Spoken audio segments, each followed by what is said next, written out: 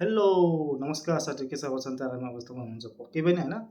आज चाहिँ म तपाईँको के भिडियो लिएर आउँदैछु भनेपछि तपाईँहरू सुन्न चाहनु होला, सुन्नु होला अनि ध्यान दिएर सुन्नु होला, तपाईँलाई काम लाग्न पनि सक्छ। म यो कुरा गर्दैछु कि जुन हाम्रो नेपालमा यस्तो घटना घटिरहेछ, भइ पनि रहेछ होइन। तर मान्छे बुझ्नु पनि खोजेको पनि छैन। किन बुझ्न खोजेको छैन भनेपछि अब कसैको मतलबै हुँदैन रहेछ है, कसैको के मतलबै हुँदैन के। दुनियाँ स्वार्थीमा गइसकेको छ होइन। अहिलेको जमाना यस्तो भइसकेको छ भनेपछि पछिको जमानामा चाहिँ के होला, कस्तो होला होइन। पछिको जमानामा हामी त हुँदैन नि त, हामी त मर्ने सिधै जाने काम खतम।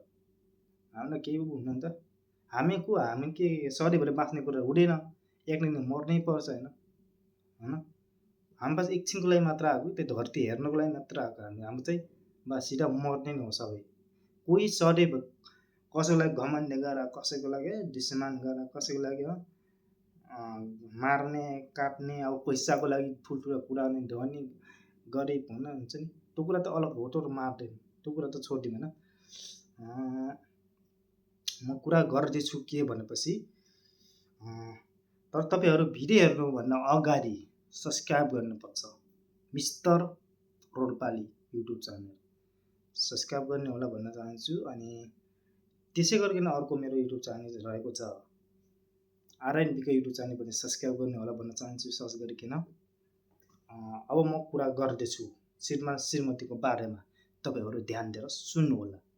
कुरा के हो भनेपछि तपाईँहरू त्यो भनिकन हामीले आफ्नो बुढीको लागि फोन किन किनिदिन्छौँ, किन किन्छौँ हामीले आफ्नो बुढीको लागि फोन, तपाईँहरूलाई थाहा छ? थाहा त छ, तर तपाईँले त्यस्तै हो कि थाहा त छ। हामी किन किनिदिन्छौँ भनेपछि त्यो पनि म भनिहाल्छु होइन। घरको व्यवहारहरू मिलोस् होइन, घरको ऋणहरू व्यवहारहरू होइन, कसैबाट कसरी पैसा ह्यान्डल गर्ने आफ्नो श्रीमानको लागि होइन।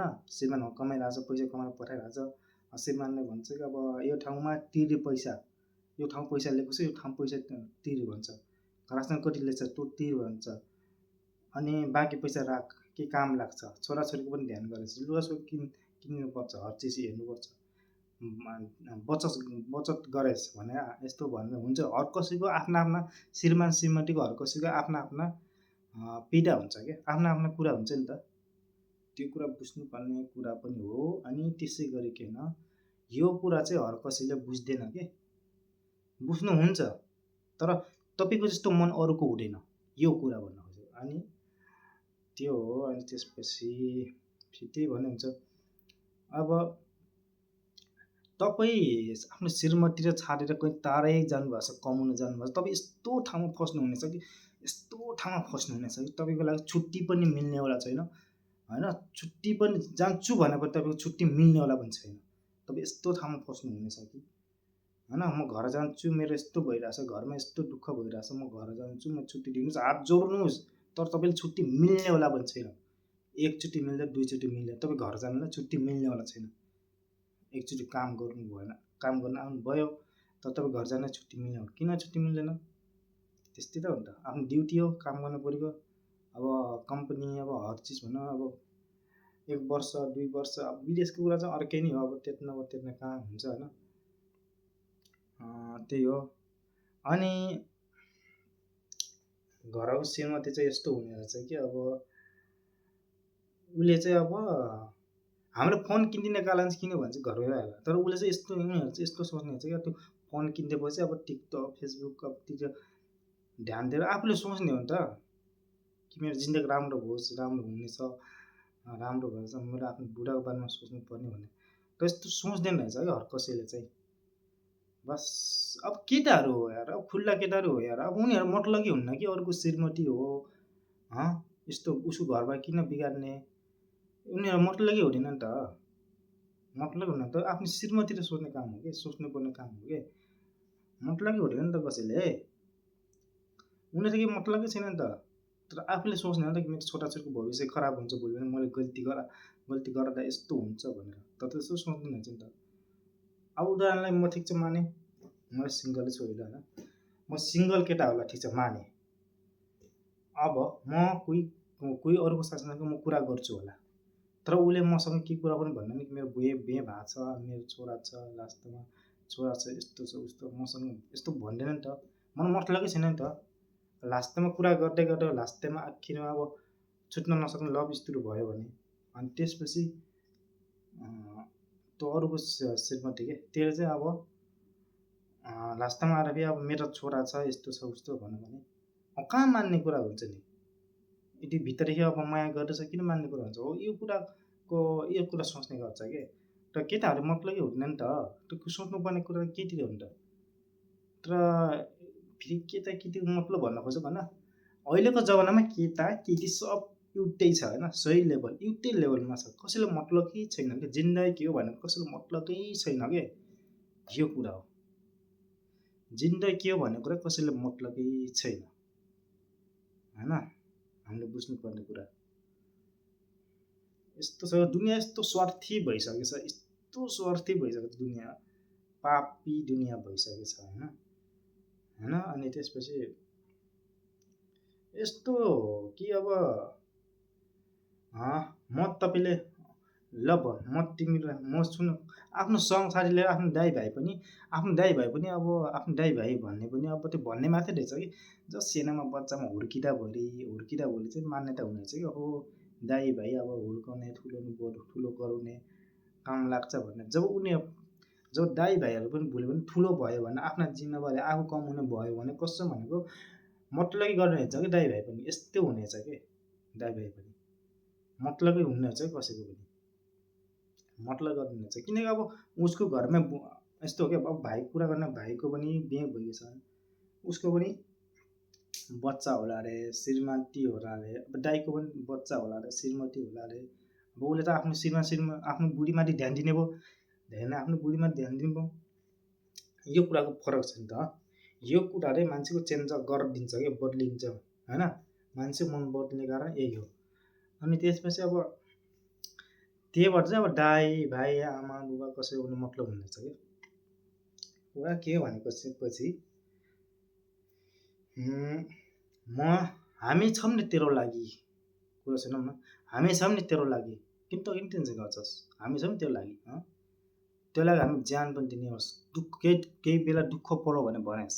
यो कुरा माइतीले पनि भन्ने गर्छ, हजुर यो कुरा माइतीलेसम्म गर्ने गर्छ, तपाईँहरू सुन्नुहुन्छ होला, माइतीले पनि भन्ने गर्छन् कि हामी छौँ नि जहीँ तपाईँको लागि, तपाईँ किन टेन्सन गर्नुहुन्छ, हामी छौँ नि त। अब कोहीसँग साथी कोही कसैले पनि जसले पनि भन्छ हामी छौँ नि, किन टेन्सन गर्छ, कहिले बेला कोही दुःख पऱ्यो बेला भनेपछि हामी छौँ त्यो लागि भन्छ नि। तर जुन दिन दुःख परेको हुन्छ, यस्तो दुःख परेको हुन्छ, जुन दिन यस्तो दुःख परेको हुन्छ कि आफू धेरै टाढा गएको हुन्छ नि त, त्यति बेला यस्तो कमाउन गएको हुन्छ नि त, यस्तो दुःख परेको बेला, यस्तो नराम्रो ठाउँमा फसे बेला, जस्तै कि अब हुन्छ नि पैसाको कमी छ, त्यही माथि पैसाको छैन, त्यही माथि अब मैले भोगेको छु नि सबै चिज त, त्यही माथि अब बिहे गर्नु भएको छ भने कि त्यही माथि अब आफ्नो बुढी पनि गयो, त्यही माथि अब आफूसँग एक रुपियाँ पनि छैन, सबै चाहिँ बुढी लगेको भाइ गयो। यो कुराको फरक हो के हो भनेपछि त्यति बेला यस्तो डिप्रेसनमा गइन्छ कि मर्नु कि बाँचौँ भन्ने अवस्थामा गए हुन्छ।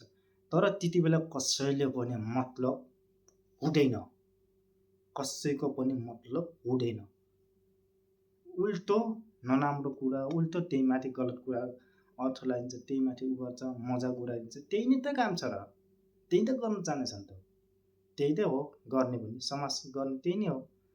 अब नहुने कुरा गरिदिन्छ, एन टेन गर्ने कुरा के हो, कसरी खोज्नुपर्छ।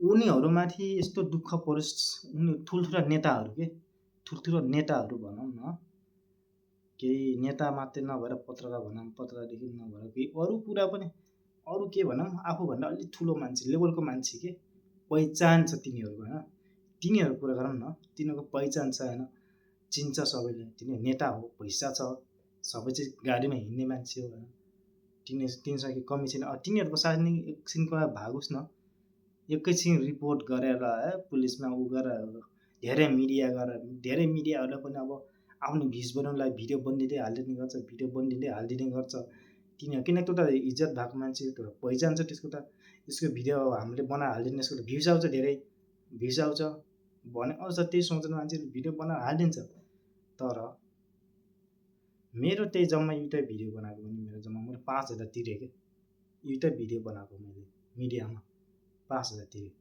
यदि कोही अरू यदि म के मोडल जस्तो भएको छ के मेरो पहिचान जस्तो भएको छ होइन म केही छु कि ठुलै मान्छे जस्तो भएको छ कस्तो भनेको मेरो भिडियो उठाएर कसैले यसको श्रीमती भागेछ भनेर घर कसैले मेरो भिडियो बनिँदै हालिदिन्थ्यो के कुराको फरक यही हो मेरो भिडियो बनिँदै हालिदिन्थ्यो कि मान्छेहरूले तर यो चिजको फरक छ कि दुनियाँको अहिलेको मान्छे के थाहा छ आमा बुबा दाजु भाइ दिदी बहिनी नाता साइनो सब जहाँसुकै जाओस् केही फरकै छैन के छ फरक पैसा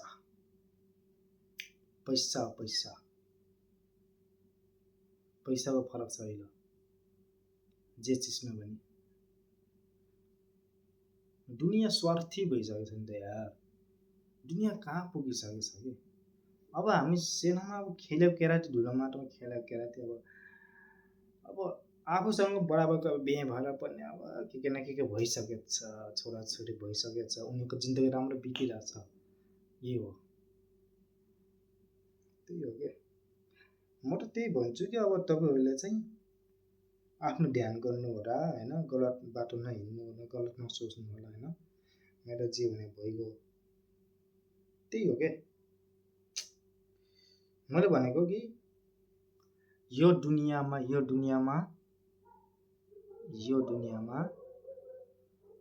100मा 50% मान्छेहरू धोकेबाजहरू मतलब स्वार्थी त्यो निक्लिन्छ मतलब भन्न खोजेको कि त्योमा कति 25% मान्छेहरू 25% मान्छेहरू चाहिँ केटाकेटी के जोसुकै भन्न केटाकेटी तिनीहरू चाहिँ घमण्डी हुन्छन् के मतलब बराबर हर कसैको मन एउटै हुँदैन मान्छे गइसकेको छ पैसा पछि भाइ यस्तो जमाना आइसकेछ तपाईँ थाहै छैन क्या यस्तो जमाना आइसकेछ कि पैसाको लागि मान्छे खुलेआम नाङ्गे पनि भइदिन्छ पैसाको लागि धन्दा पनि गर्छ धन्दा चलाउँछ धन्दा काम गर्छ यस्तो ऊ आइसकेको छ तपाईँ थाहै छैन यार कहाँ गइसक्यो दुनियाँ तपाईँ थाहा छैन कि हाम्रो नेपालमा तपाईँ केही थाहै छैन कि ठाउँमा होटल खुलाएको छ पैसै हो अब कोही केटीहरूले कोही केटीहरू ल म तिमीलाई ल म काम मिलाइदिन्छु भन्छ के काम भन्छ अब कोही केटीले भन्छ कि यस्तो काम हो उस्तो काम भन्छ ए हो र भन्छ त्यो केटीले मतलबै हुँदैन नि त पैसाको मतलब हो नि त खुल्लेआम हो बस त्यसपछि त्यही हो क्या कसै आफ्नो शरीरको इज्जतको मतलबै हुनेछ कि पैसाको पछि पर्नेछ पैसाको लागि जे पनि गर्नेछ कि जसले पनि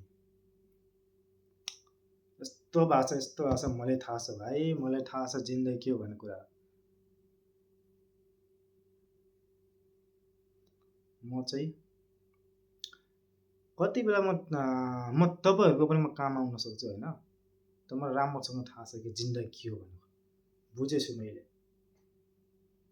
यस्तो सोच्ने हो कि आफूले होइन कहिले पनि आफूले टेन्सन लाग्यो भने हामी एकछिनको लागि धरतीमा आएको हेर्न आएको होइन हामी घमण्डी गरेर कसैले लड झगडा कसैसँग घमण्डी गरेर केही फरकै छैन हामी एकछिन लागि हामी धरतीमा आएको राम्रोसँग जिन्दगी बिताऊँ अनि मरौँ त्यही सोच्ने हो क्या हामीले है हस् त नमस्कार आइतबार युट्युब च्यानल मिस्टर रोल्पाली फलो गरिदिनु होला अनि कि जोइन भनेको है सब्सक्राइब गर्नु होला बाई बाई